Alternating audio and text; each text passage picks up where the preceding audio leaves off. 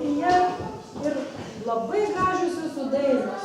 Jūs turit puikų ansamblį, Verpetą, kuri taip gražiai dainuoja, jubiliejų švenčia. Čia tiek užaugusių Verpetukų, Aidova privežiotų po visą Lietuvą ir užsienį primokintų dainuoti. Dabar žiūrim tuos vaikus, taip gražiai dainavusius, dabar jie visi užaugę ir prisilietusius prie tradicijos. Ir man dabar su studentais pradėjom dainuoti nemažai tų Kaišiadorių krašto dainų.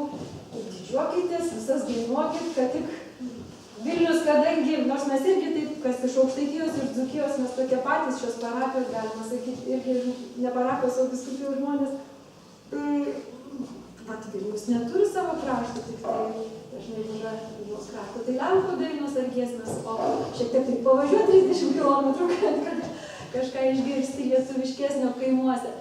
Tai Kaišiadoris nuostabi vieta. O kadangi pagalvojom, visi turim artimųjų išėjusių ir tas vėlinių laikas netaip senai praėjo, Adventas irgi rimtis, tai esam išmokę Kaišiadorių labai gražią dainą ir žmonės ir giesmes giedodavo, bet ir dainas dainuodami sudėdavo visą savo dūšią, savo gyvenimo apmąstymus.